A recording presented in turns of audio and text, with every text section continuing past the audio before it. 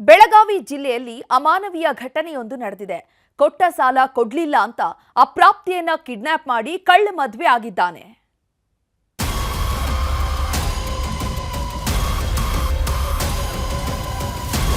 ಕೊಟ್ಟ ಸಾಲಕ್ಕಾಗಿ ಅಪ್ರಾಪ್ತಿಯನ್ನೇ ಮದುವೆಯಾದ ಭೂಪ. ಹೆತ್ತವರ ಕುಮ್ಮಕ್ಕು, ಬಾಲಕಿ ಹೊತ್ತೊಯ್ದ ಖದೀಮರು. ಮದುವೆ ಅನ್ನೋದು ಸ್ವರ್ಗದಲ್ಲೇ ನಿಶ್ಚಯವಾಗಿರುತ್ತೆ ಅಂತಾರೆ. ಬ್ರಹ್ಮದೇವ ಹೊಸೆದು ಕಳಿಸಿದ 3 ಗಂಟಿನ ನಂಟು ಅಂತಾರೆ. ಆದ್ರೆ ಈ ಸ್ಟೋರಿ ನೋಡ್ತಿದ್ರೆ ಯಾವ ನಂಟು ಯಾವ ಗಂಡು ಒಂದು ಗೊತ್ತಾಗ್ತಿಲ್ಲ.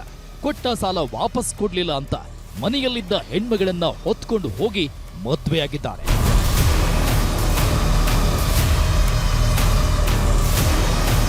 ಹುಡುಗಿ ಹಿಡ್ಕೊಂಡು ಪೋಸ್ ಕೊಡ್ತಿದ್ದಾನಲ್ಲ, ಇವನೇ ಪ್ರಚಂಡ ನಾಯಕ.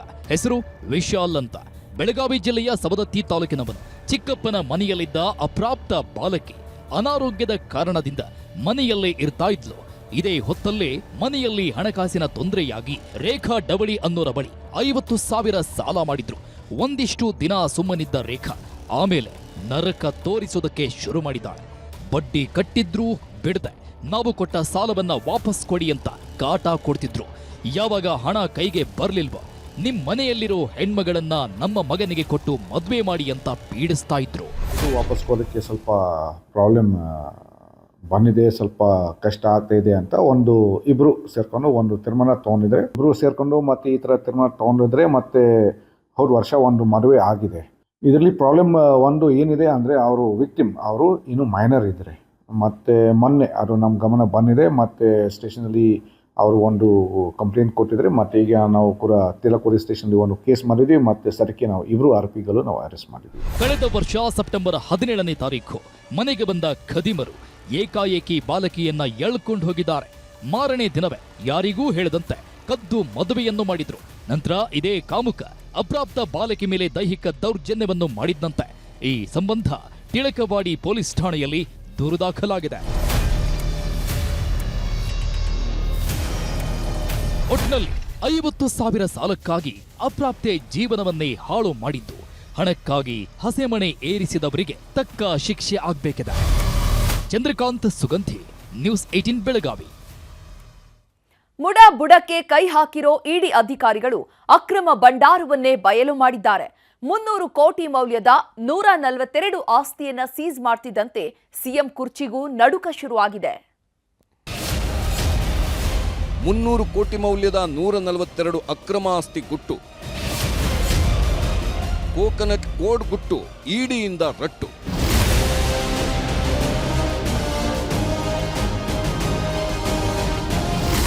ಮುಖ್ಯಮಂತ್ರಿಗಳ ಕುರ್ಚಿಯನ್ನೇ ಅಲುಗಾಡಿಸುತ್ತಿರುವ ಮುಡ ಸೈಟುಗಳ ಹಂಚಿಕೆಯಲ್ಲಿ ಅಕ್ರಮದ ಕಥೆ ಅಷ್ಟಿಷ್ಟಲ್ಲ. ಇದರ ಹಿಂದೆ ದೊಡ್ಡ ಭೂಮಾಫಿಯಾನೇ ಇದೆ ಅಂತ ಎಲ್ಲರೂ ಹೇಳ್ತಿದ್ರು. ಈಗ ಇಡಿ ಅಧಿಕಾರಿಗಳು 300 ಕೋಟಿ ಬೆಲೆಯ 142 ಅಕ್ರಮ ಆಸ್ತಿಗಳನ್ನು ಸೀಸ್ ಮಾಡಿದ್ದಾರೆ. ಅಕ್ರಮವಾಗಿ ಈ 142 ಆಸ್ತಿಗಳಿಗೆ ಒಡೆಯರಾಗಿದ್ದವರಲ್ಲಿ ಸಿಂಹಪಾಲು ಬೇರ್ಯಾರದ್ದೂ ಅಲ್ಲ. ಸಾಮಾನ್ಯ ಗಾರೆ ಮೇಸ್ತ್ರಿ ಆಗಿದ್ದ ಆಸಾಮಿ, 100 ಕೋಟಿ ಆಸ್ತಿವಂತನಾದ ಬಿಲ್ಡರ್ ಜೈರಾಮ್ ಮತ್ತು ಮುಡಾ ಮಾಜಿ ಆಯುಕ್ತ ದಿನೇಶ್ ಕುಮಾರ್ ಅನ್ನೋದು ಇಡಿ ತನಿಖೆಯಲ್ಲಿ ಬಯಲಾಗಿದೆ. ಇವರಿಬ್ಬರೂ ಸೈಟ್ಗಳ ಡೀಲ್ ನಡೆಸೋಕೆ ಕೋಕೋನಟ್ ಅನ್ನೋ ಕೋಡ್ ವರ್ಡ್ ಬಳಸಿರುವುದಕ್ಕೆ ಇಡಿಗೆ ಸಾಕ್ಷ್ಯ ಸಿಕ್ಕಿದೆ.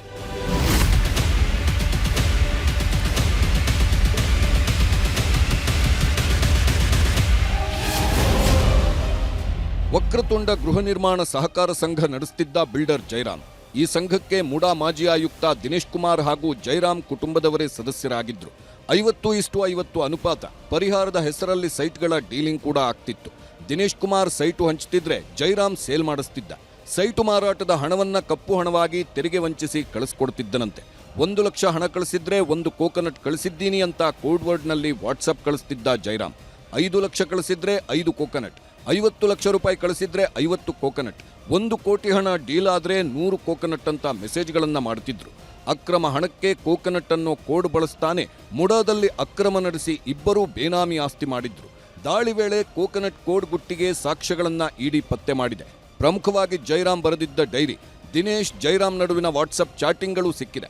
ಇನ್ನು ಇಡಿ ದಾಳಿ ವೇಳೆ ವಿಚಾರಣೆ ವೇಳೆ ಕೊಟ್ಟ ಹೇಳಿಕೆಗಳು ಪ್ರಮುಖ ಸಾಕ್ಷಿಗಳಾಗಿವೆ. ಈಗ ತಾತ್ಕಾಲಿಕವಾಗಿ 142 ಸ್ಥಿರಾಸ್ತಿಗಳನ್ನ ಮುಟ್ಕೋಲು ಹಾಕೊಂಡಿದ್ದಾರೆ. ಸಾವಿರಾರು ನಿವೇಶನಗಳ ಅಕ್ರಮ ವ್ಯವಹಾರ ನಡೆದಿದೆ. ಮತ್ತು ಸಾವಿರಾರು ಕೋಟಿ ರೂಪಾಯಿಗಳ ಅವ್ಯವಹಾರ ನಡೆದಿದೆ. ನಮ್ಮ ಪ್ರಾಣವನ್ನು ಒತ್ತೆ ಇಟ್ಟಾದ್ರೂ ಸರಿ ಸರ್, ಯಾವುದೇ ದಾಖಲೆ ಕೇಳಿದ್ರೆ ಯಾವುದೇ ಸಮಯದಲ್ಲಿ ಕೇಳಿದ್ರೆ ನಾವು ಕೊಡ್ಲಿಕ್ಕೆ ready. 300 ಕೋಟಿ ಸಣ್ಣದು, ರೆಡಿಯಾಗಿದೆ ದೊಡ್ಡ ಗಾಳ. ಇಡಿ ಅಧಿಕಾರಿಗಳು 300 ಕೋಟಿ ಅಕ್ರಮ ಆಸ್ತಿ ಮುಟ್ಟುಗೋಲು ಹಾಕಿಕೊಂಡಿದೆ ನಿಜ. ಆದರೆ ಇದು ಸ್ಯಾಂಪಲ್ ಅಷ್ಟೇ. 300 ಕೋಟಿ ಅಲ್ಲ, ಸಾವಿರಾರು ಕೋಟಿ ಕಪ್ಪು ಹಣ ವರ್ಗಾವಣೆ ಆಗಿರುವುದಕ್ಕೂ ಸಾಕ್ಷ್ಯಗಳು ಸಿಕ್ಕಿದೆಯಂತೆ.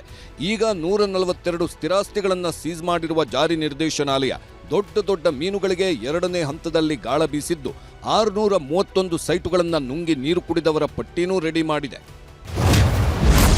300 ಕೋಟಿ ಮೌಲ್ಯದ 142 ಸ್ಥಿರಾಸ್ತಿ ಜಪ್ತಿ ಆಯಿತು. ಈಗ ಅಕ್ರಮವಾಗಿ 631 ಸೈಟು ಪಡೆದವರ ಪಟ್ಟಿ ರೆಡಿ ಮಾಡಿದ್ಯಂತೆ ಇಡಿ. ಮೈಸೂರಿನ ಪ್ರಭಾವಿ ಎಂಎಲ್ಸಿಯಿಂದ 128 ಸೈಟ್ ಡೀಲ್ ಆಗಿದೆಯಂತೆ. ಯೋಜನಾಧಿಕಾರಿಯಿಂದ 92 ಸೈಟು ಗುಳುಂಸ್ವಾಹ ಆಗಿದೆಯಂತೆ. ಮುಡಾ ಮಾಜಿ ಆಯುಕ್ತನಿಂದ 91 ಸೈಟು ಕಬಳಿಕೆ ಆಗಿದೆಯಂತೆ. ಒಟ್ಟು 631 ಸೈಟುಗಳು ಬೇನಾಮಿ ಹೆಸರಲ್ಲಿ ಖಾತೆಗಳಾಗಿದ್ದು ಕಪ್ಪು ಹಣ ವರ್ಗಾವಣೆ ಆಗಿದೆಯಂತೆ. ಈಗ 631 ಸೈಟುಗಳ ಇಡೀ ಮೂಲವನ್ನೆಲ್ಲ ಇಡಿ ಪಡೆ ಹೆಕ್ಕಿ ತೆಗೆದಿದ್ದು 3ನೇ ಹಂತದಲ್ಲಿ ಮತ್ತಷ್ಟು ಅಕ್ರಮ ಹೊರತೆಗೆಯುತ್ತಂತೆ ಇಡಿ ಪಡೆ. 631 ಸೈಟುಗಳ ಅಕ್ರಮದ ದಾಖಲೆಗಳನ್ನ ಇಡಿ ಬಹುತೇಕ ಫೈನಲ್ ಮಾಡಿದ್ಯಂತೆ. ಸಣ್ಣ ಲೋಪದೋಷಗಳು ಆಗದಂತೆ ದಾಖಲೆಗಳನ್ನ ಸಿದ್ಧ ಮಾಡುತ್ತಿದ್ದು ಶೀಘ್ರದಲ್ಲೇ ಮೈಸೂರಿನ ಪ್ರಭಾವಿ ರಾಜಕಾರಣಿಗಳನ್ನ ಹಂತವಾಗಿ ವಿಚಾರಣೆಗೂ ಕರೆಸಲಿದೆ. ಇಡೀ ಹಗರಣದಲ್ಲಿ ರಿಯಲ್ ಎಸ್ಟೇಟ್ ಉದ್ಯಮಿಗಳು, ರಾಜಕೀಯ ನಾಯಕರು ಸೇರಿ ಬೇರೆ ವ್ಯಕ್ತಿಗಳು ಬೇನಾಮಿ ನಿವೇಶನ ಪಡೆದಿರೋದನ್ನ ಪ್ರೂವ್ ಮಾಡಲಿದೆ. ಇನ್ನೊಂದು ಕಡೆ ಯಾವುದೇ ಕ್ಷಣದಲ್ಲಾದರೂ ಸಿಎಂ ಸಿದ್ದರಾಮಯ್ಯ ಹಾಗೂ ಅವರ ಪತ್ನಿ ಪಾರ್ವತಿ ಅವರಿಗೆ ವಿಚಾರಣೆಗೆ ಹಾಜರಾಗುವಂತೆ ನೋಟಿಸ್ ನೀಡುವ ಸಾಧ್ಯತೆ ಇದೆ. 14 ಸೈಟು ಪಡೆಯಲು ಸಿಎಂ ಪ್ರಭಾವ ನಿಜ. ರಾಜೀನಾಮೆ ಕೊಡ್ಲಿ ಅಂತಿದೆ ಬಿಜೆಪಿ ಟೀಮ್.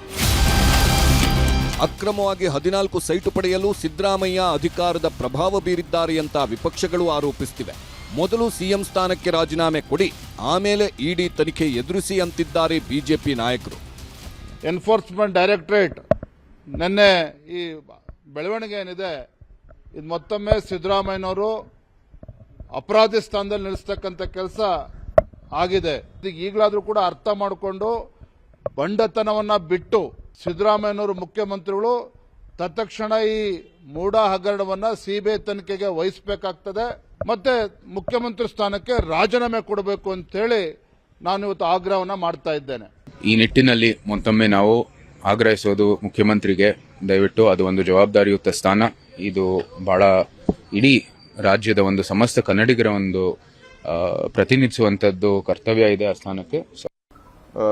ಮೂಡ ಹಗರಣ ಒಂದು ಬ್ರಹ್ಮಾಂಡ ಭ್ರಷ್ಟಾಚಾರ ಇದ್ದಂಗೆ ಇದನ್ನ ಬಗೆದಷ್ಟು ಇನ್ನೂ ಹಗರಣಗಳು ಆಚೆ ಬರ್ತಾ ಇದೆ. ಅದಕ್ಕೆ ನಾವು ಇದನ್ನ ಸಿಬಿಐ ತನಿಖೆ ಕೊಡಿ ಅನ್ನೋ ಆಗ್ರಹವನ್ನ ಮಾಡ್ತಾ ಇದ್ದೇವೆ.